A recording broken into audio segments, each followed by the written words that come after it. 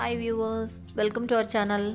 இன்றைக்கி நம்ம சேனலில் ரொம்பவே வித்தியாசமான ஒரு பிரேக்ஃபாஸ்ட் ரெசிபி இல்லைன்னா டின்னர் ரெசிபியாகவும் வச்சுக்கலாம். ரொம்ப சுலபமாக செய்யக்கூடிய கோதுமை அடை, கோதுமை மாவு வச்சு அடை தட்ட போகிறோம். வாங்க எப்படி பண்ணுறதுன்னு பார்க்கலாம். ஒரு பாத்திரத்தில் 1 கப் அளவு கோதுமை மாவு எடுத்துக்கலாம். இது கூட 3 ஸ்பூன் அளவு துருவின தேங்காய் எடுத்துக்கலாம். ஒரு பெரிய வெங்காயம் பொடி பொடியாக கட் பண்ணது அதையும் சேர்த்துக்கலாம். பொடி பொடியாக கட் பண்ண பச்சை மிளகாய், காரத்துக்கு தகுந்த அளவு மிளகாய் பார்த்து சேர்த்துக்கோங்க.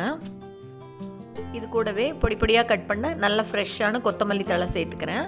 இதுக்கு தேவையான அளவு உப்பு, கொஞ்சமாக மஞ்சள் தூள் எல்லாத்தையும் சேர்த்து முதல்ல நல்லா எல்லாத்தையும் கலந்து விட்டுறலாம். இப்போ இந்த மாவில் கொஞ்சம் கொஞ்சமாக தண்ணி சேர்த்து பிசைஞ்சு விடணும். எடுத்தோடனே தண்ணியை மொத்தமாக சேர்த்துற வேண்டாம், கொஞ்சம் கொஞ்சமாக சேர்த்து அப்படி கலந்து விடணும். ஏன்னா மாவு அடை தட்டுற அளவுக்கு அந்த கன்சிஸ்டன்சியில் இருந்தால் போதும்.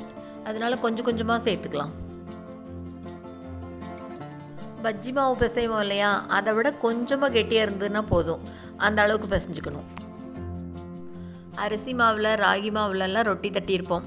இது கோதுமை மாவில் ரொம்பவே வித்தியாசமாக ரொம்ப நல்லா இருக்கும். உடம்புக்கும் ரொம்ப நல்லது, ஒன்றும் பண்ணாது. செய்கிறதும் இவ்வளோ சுலபம் பாருங்கள். பிரேக்ஃபாஸ்ட்டுக்கு ரெடி பண்ணுறதுனாலும் பண்ணிக்கலாம். வெறும் 15 நிமிஷத்தில் டக்குன்னு ரெடி ஆயிரும். இன்னும் கொஞ்சம் அப்படி லேசாக இலக்கி விட்டுக்கலாம். துளி தண்ணி தெளித்து பாருங்கள், இந்த அளவுக்கு போதும். அடை தட்டுறதுக்கு இந்த கன்சிஸ்டன்சி சரியாக இருக்கும். அப்படி ஒட்டாமல் வருது பாருங்க, இந்த மாதிரி இருந்தால் போதும். பாருங்க இருக்கட்டும். இப்போ இந்த பக்கம் அடுப்பில் கல் போட்டுக்கலாம். தோசை கல் போட்டிருக்கேன். கல்லில் லேசாக எண்ணெய் தொடச்சி நல்லா காய விட்டுறணும். காய்ஞ்சதுக்கப்புறமா மாவு எடுத்து அப்படியே தட்டி விட்டுறலாம்.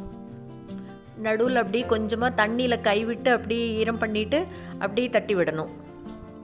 கல்லில் முதலே அப்படியே லேசாக கொஞ்சம் எண்ணெயை தொடச்சி விட்டுட்டு தட்டணும். அந்த மாவு பிசையும் போது கன்சிஸ்டன்சி சரியாக இருந்துருச்சுன்னா போதும், தட்டுறதுக்கு சூப்பராக வருது பாருங்கள். இப்போ அப்படியே சுற்றி எண்ணெய் விட்டுறலாம். நடுவில் ஸ்பூனில் அப்படியே சின்னதாக ஓட்டை போட்டு விட்டுறலாம். அப்போ தான் நடுவுலையும் நல்லா கிறிஸ்பியாக இருக்கும். ஒரு பக்கம் காஞ்சோடனே அப்படியே எடுத்து திருப்பி போடலாம். இதுக்கு தொட்டுக்க தனியாக சட்னி அரைக்கணுன்னெல்லாம் இல்லை, ஊறுகாய் இருந்தால் போதும், ரொம்ப நல்லா இருக்கும். இப்போ 2 பக்கம் காஞ்சிருச்சு. அப்படியே எடுத்துடலாம். அவ்வளோதாங்க, அருமையான கோதுமை அடை ரெடி ஆயிடுச்சு. பார்க்கவே எவ்வளோ சூப்பராக இருக்குது பாருங்கள். அடுத்த அடை தட்டும் போதும் அப்படியே கல்லில் கொஞ்சமாக எண்ணெய் தேய்ச்சி விட்டுட்டு அப்படியே தட்டணும். ரொம்ப சூப்பரான இந்த கோதுமை அடையை நீங்களும் செஞ்சு பார்த்துட்டு மறக்காமல் கமெண்ட் பண்ணுங்கள். இந்த வீடியோ உங்களுக்கு பிடிச்சிருந்ததுன்னா லைக் பண்ணுங்கள், ஷேர் பண்ணுங்கள், கமெண்ட் பண்ணுங்கள். மறக்காமல் நம்ம சேனலை சப்ஸ்கிரைப் பண்ணுங்கள். கூடவே பக்கத்தில் இருக்கிற பெல் பட்டனையும் தட்டி விட்டுருங்க. ஸோ நான் போடுற வீடியோ எதுவும் மிஸ் பண்ணாமல் பார்க்கலாம். தேங்க்ஸ் ஃபார் வாட்சிங்.